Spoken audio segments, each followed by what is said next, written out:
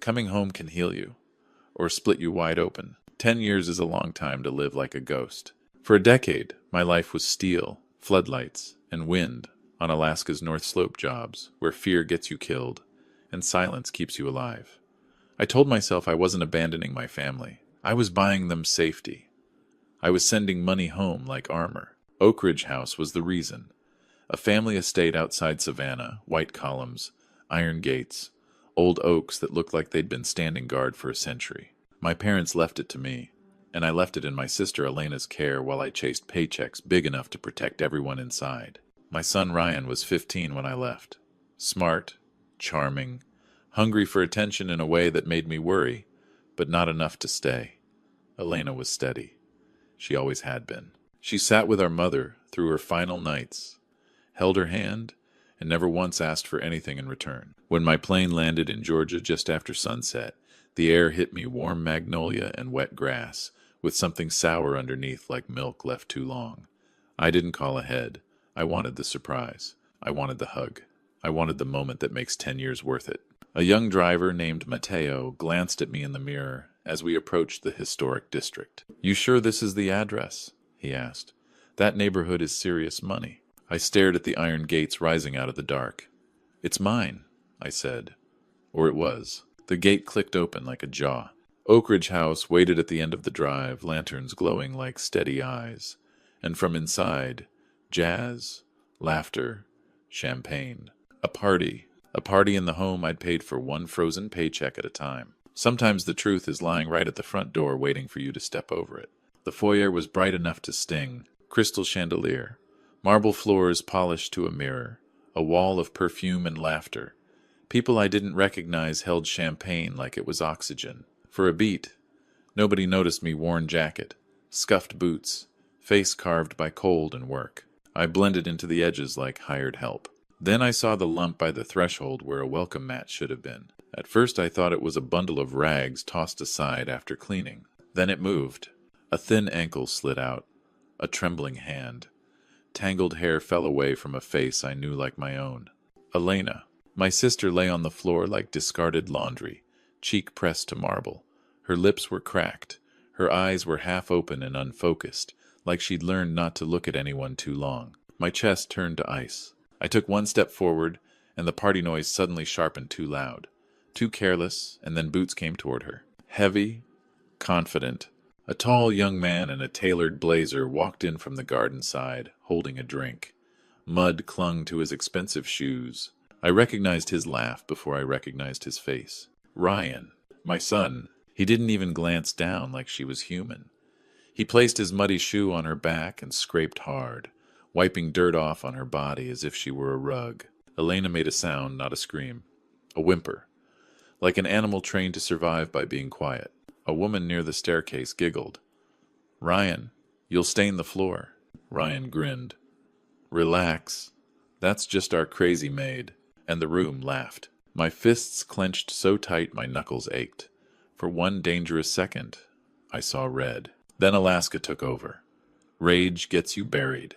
Control keeps you breathing. So I stayed silent, and I stepped into the light. The scariest moment isn't cruelty, it's how comfortable everyone is with it. Music thinned like someone turned down reality. Faces shifted. Smiles stiffened. Guests looked at me, then at Ryan, waiting to be told what to believe. Ryan turned slowly, drink halfway to his lips. Confusion. Recognition. Panic. Then the practiced grin snapped on the grin of a man who's been lying so long he believes his own script. "Well, look at that," he said loudly. "My poor father." He laughed too bright. "I told you all about him. The doctors warned us. Dementia. Comes and goes. Some days he thinks he owns this place." A few people chuckled nervously, relieved to be handed a story that kept their evening clean. I scanned the room and found a man near the brandy cart frozen like a statue. Judge Malcolm Reddick. 10 years ago, I funded his first campaign. I hosted his fundraiser in this house. I shook his hand and believed he had a spine. His face went white. His glass slipped and shattered. "Jack Mercer," he whispered, like he'd seen a ghost. Ryan's eyes cut to him, then back to me. His smile tightened. He grabbed my elbow hard enough to hurt, careful enough to leave no bruise, and leaned in close. You're not supposed to be here, he hissed. I told them you died. I let my shoulders slump, let my gaze blur on purpose, let my voice wobble. Ryan, I murmured, loud enough for nearby ears. Where am I? I can't find my glasses. He exhaled like he'd won. See? He announced. Family tragedy. He dragged me toward the staircase like an inconvenience. And I went, because in places where men die for one mistake, you don't swing at the first shadow. You wait. You listen. You plan. I looked back once. Elena was still on the floor, and nobody moved to help her. He thought locking me up would make me powerless. He forgot who taught me how to survive. Ryan shoved me down a narrow hallway that smelled like lemon cleaner and old money. We passed rooms I remembered and a framed photo of my mother shoved near a service entrance like an afterthought. At the end was a storage closet. He opened it and pushed me inside. Darkness swallowed me. The door slammed. A lock clicked. No light. No mercy. His voice came through the crack. You're dead to everyone downstairs. Dead or crazy. Pick your favorite. Then he lowered his voice and aimed it like a blade. If you cause trouble, I'll throw Elena out back tonight. No coat, no blanket. She'll be gone by morning. I inhaled slowly. My heartbeat didn't race. It steadied. I let my hands shake anyway, performing weakness for a man who liked believing he was strong. I don't understand, I whispered. Where's my home? He chuckled, satisfied. Sit tight. Footsteps faded. Music swelled faintly. I counted to 60 and listened. On rigs, you learn the difference between a man walking away and a man waiting to ambush you. Then I straightened. The old man melted off my spine. In my jacket pocket, my fingers found a small metal hairpin I always carried habit from busted locks and frozen hinges.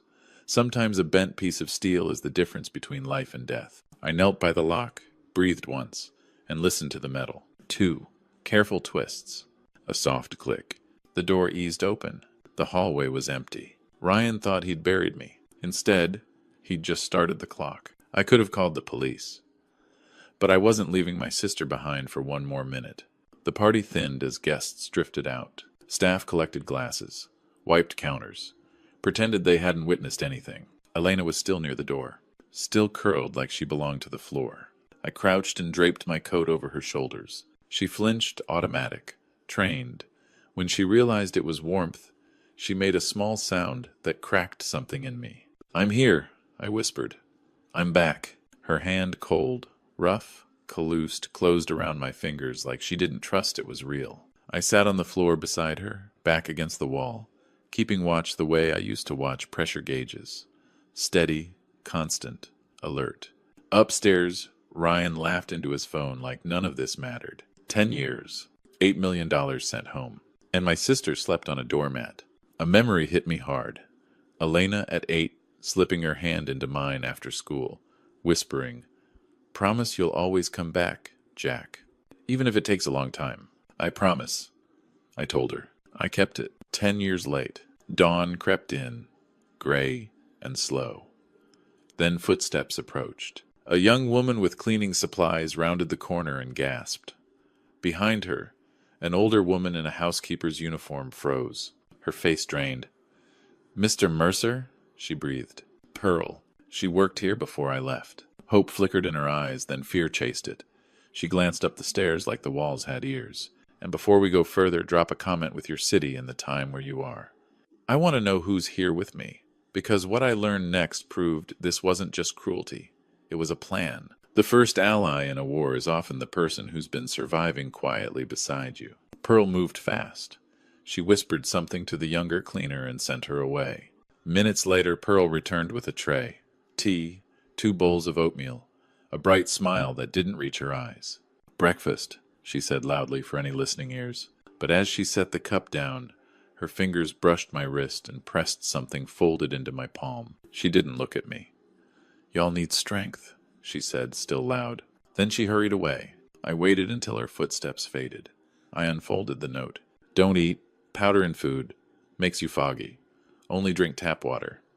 Trust nothing, unless I bring it. My stomach tightened. I stared at the oatmeal, warm, innocent, buttery. It smelled sweet. It also smelled like betrayal. I carried both bowls to a tall potted plant by the window and dumped them in. The plant swallowed the evidence. Elena stirred beneath my coat. "Jack?" she rasped. "I'm here," I said, smoothing her hair back. "You're safe." Her gaze flicked toward the stairs. He... "Not yet," I murmured. "Just breathe."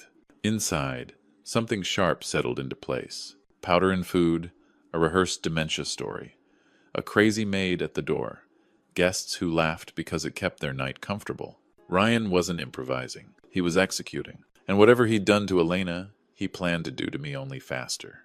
The easiest lie to sell is the one that sounds like care. By mid-morning, the dining room looked like a magazine, spread linen crisp, silverware aligned, flowers too perfect to be real. Ryan descended the stairs like he owned the air. Madison glided beside him in silk and diamonds, smile sharp enough to cut. They sat under the chandelier. Pearl guided Elena and me to a small corner setup. Chipped plates, stale biscuits, plastic water pitcher. Not Pearl's choice. "An order?" Madison didn't lower her voice. "Look at them. It's sad." Ryan smirked. "I'm a good son. I keep them fed." I chewed slowly and watched everything. Exits, phones, who was listening. Ryan slid a leather folder onto our table. "Big meeting tomorrow," he said. "Investors, lawyers, Judge Reddick." He tapped the first page. "Medical power of attorney. Just a formality. So we can manage your care and your finances." I lifted the paper and squinted theatrically. My eyesight was fine. The document wasn't. It was an irrevocable transfer deed. Sign it, and everything becomes his within 24 hours. There was even a clause waiving my right to remain in the home. He wasn't planning to care for us. He was planning to erase us. Ryan shoved an expensive pen into my hand. "Sign. If you can't, make an X." Elena's lips moved like she was trying to speak through a wall. I raised the pen, shaking deliberately, waiting for Ryan to lean in. Then I jerked. Ink splattered. The nib tore paper. My hand smeared the signature line into a ruined mess. "Oh no," I whispered. "I'm so sorry. My hands. They don't listen." Ryan's face flushed. Madison grabbed his arm. "Not here." Ryan leaned close, eyes cold. "Do that again tomorrow, and I'll break every finger." He stormed away. Elena finally looked at me, pupils still wide, but clearing, and whispered one phrase. "The little engine. Our childhood code. I'm hiding something. Pay attention." When someone's been silenced for years, they learn to speak in puzzles. Elena's gaze flicked toward the wall tapestry, as if it could hear her. "Second shelf," she murmured. "Third book. Green spine. Page 500. Then she blinked like waking and went still again. Ryan didn't notice. Madison didn't notice. But I heard every word. "The library." I waited. Patience is a weapon if you hold it steady. When Ryan's car finally pulled out, likely to print fresh documents, I moved. The library doors were locked. Locks never scared me. 2 quick turns with my hairpin. Click. The doors eased open. The room smelled like old leather and dust. Curtains drawn. A desk lamp sat like a lonely moon. Second shelf. Third book. Green spine. The little engine that could. Too light. I opened it and felt my stomach drop. The pages had been cut out, hollowed into a compartment. Inside was a plastic-wrapped notebook, corners worn soft. Elena's handwriting. I sat on the floor and opened it carefully. March 12. Ryan sold Mom's silver set. Said it broke. Found pawn receipt. April 4. Tried writing Jack. Ryan tore it up. The writing grew shaky. September 10. Dr. Webb injected me. Said vitamins. Slept 2 days. Woke up, painting gone. Later pages looked like they'd been written underwater. No money left. He gambled it. House mortgaged. Developer wants land. $8 million. Gone. Final entry barely legible. I hid the real deed where he'll never look. If Jack comes home, he'll know. Footsteps snapped my head up. Fast. I slid behind the curtain as the door burst open. Ryan entered with a man carrying a black doctor's bag. And the truth walked in with them. Hearing your own child plan your death is a cold you never forget. The doctor's voice trembled. "Ryan, the dosage is already high. If we increase it, their hearts could stop." Ryan answered like he was ordering takeout. "I don't care. I need them drooling by morning." The doctor swallowed. "Judge Reddick will notice. He'll see what I show him," Ryan snapped. He'll witness a transfer from two confused elders. Then the developer gets title, and my debts disappear. Debts. That was the engine. Not family. Not duty. A collapsing house of cards. The doctor whispered, "If you push them too far, this becomes murder." Ryan's voice went low and smooth. "Then we bury them with honors. People die all the time, especially old people." Silence. Then Ryan added, "Double it tonight. Put it in tea. Soup, whatever. If they fight, sedate harder." The doctor, Dr. Harlan Webb. The way Ryan said his name exhaled like a man stepping off a cliff. "Okay," he said softly. "Tonight." They turned to leave. I stayed behind the curtain long after the door shut. Then I stepped out. My hands were steady. Fear had done its job. Now it was time for leverage. Elena's diary was evidence, but evidence alone doesn't win if the wrong people control the room. I needed a witness. Dr. Webb was afraid.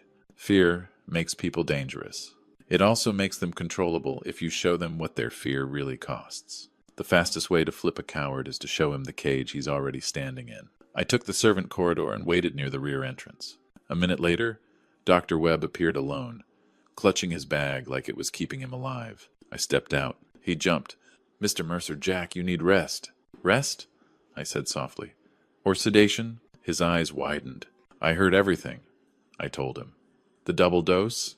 The tea? The plan?" He started to deny it. I cut him off. "Stop. Here's your choice." Sweat gathered at his temples. He tried to shift around me. I shifted too calm.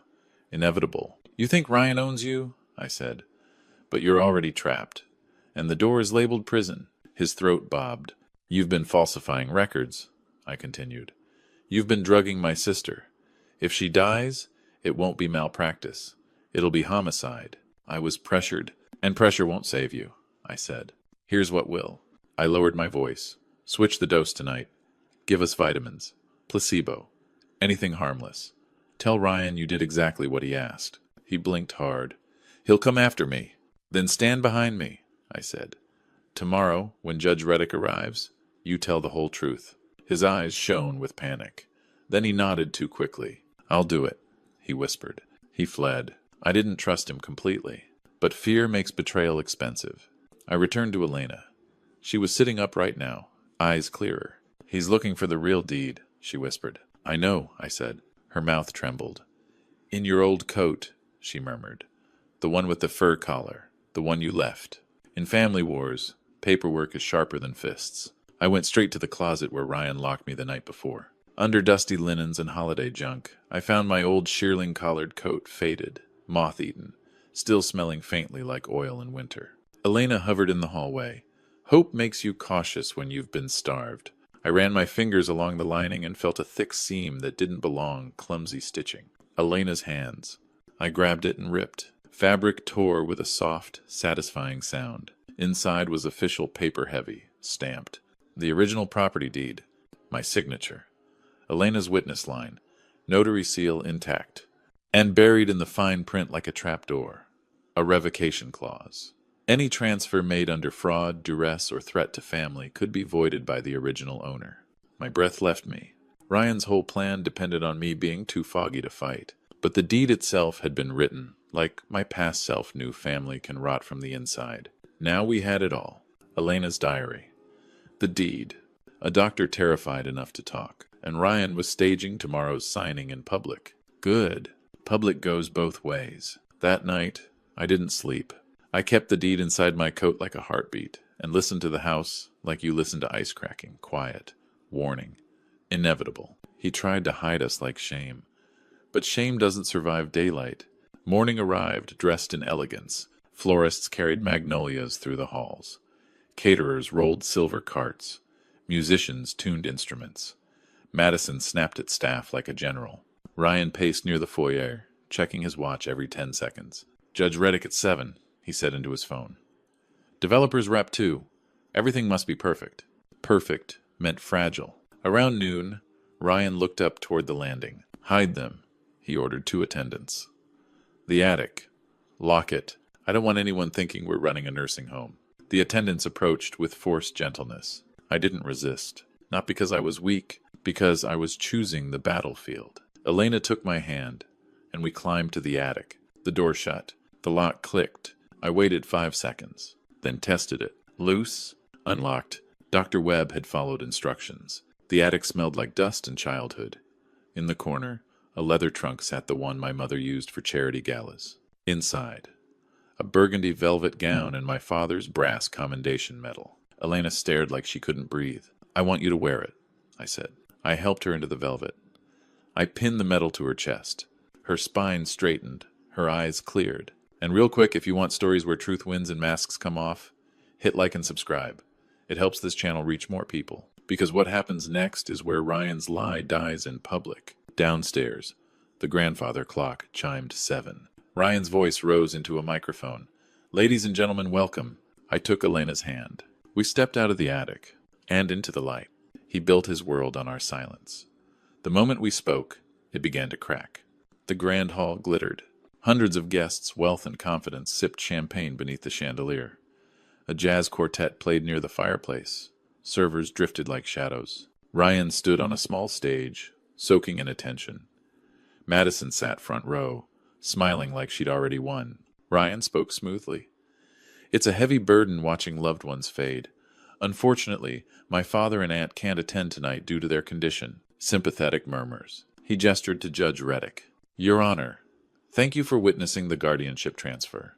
A pen waited on a velvet cushion like a crown. Then the room shifted. Heads turned. Elena and I appeared at the top of the staircase. She wore burgundy velvet. The metal gleamed. Her posture was unbreakable. Silence swallowed the room. Even the quartet faltered. Ryan's face froze. Then panic snapped into his voice. "They escaped. Security.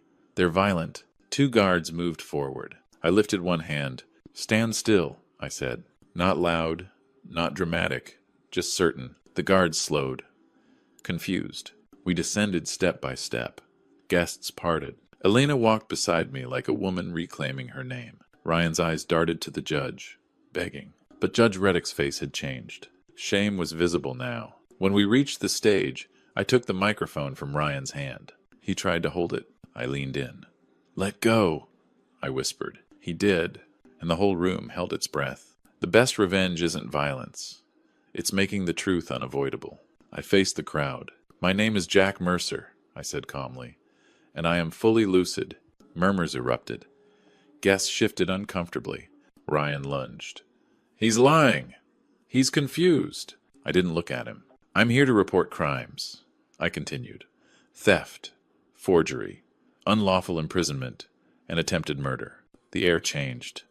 "The word murder does that." Ryan snapped toward the side. "Dr. Webb, tell them." Dr. Webb stepped forward. He looked like a man walking into a storm by choice. "The medical records were falsified," he said, "written under threat. Mr. Mercer and Miss Mercer are healthy. Their symptoms were induced by sedatives I was coerced into administering." A collective gasp. Ryan surged at him. "Shut your mouth." Judge Reddick stepped between them, voice hard. "You will not touch him." Security grabbed Ryan. Madison started edging toward the exit. I pulled the original deed from my coat and held it up so the seal flashed under chandelier light. "This is the original property deed," I said. "It includes a revocation clause. Any transfer under fraud, duress, or threat to family can be voided by the original owner." Ryan's face went gray. I looked directly at my son. "You wiped your boots on your aunt's back," I said, "in front of witnesses. People flinched, and you thought calling her crazy would erase it."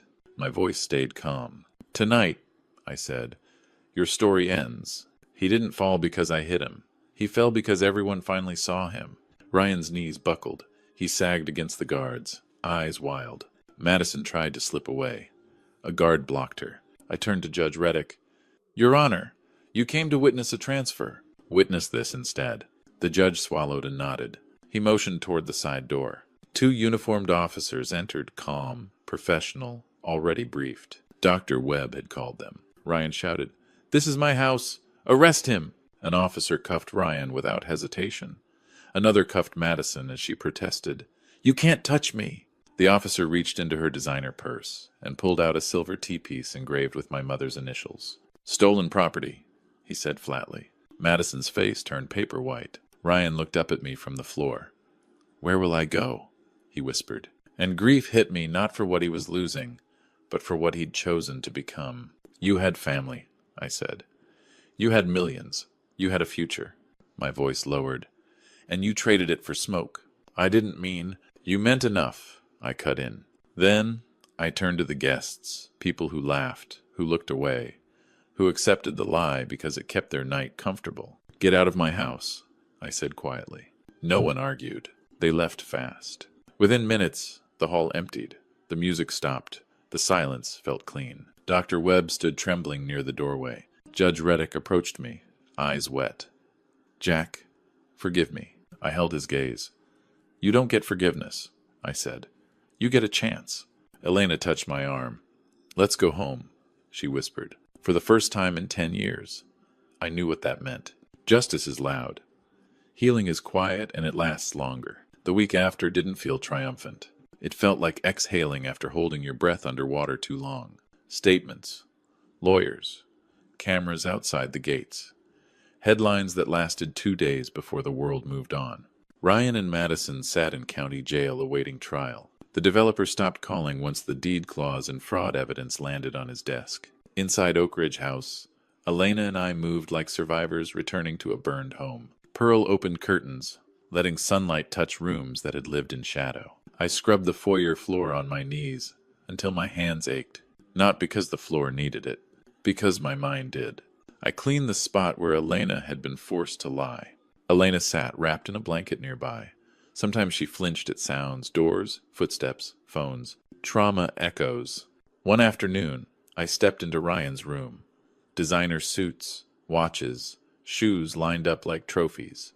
I felt nothing but emptiness. I dragged it all outside, built a pile, and lit it. Flames ate the lies fast. When the fire died, I shoveled ash beneath the magnolia tree. Elena watched from the porch.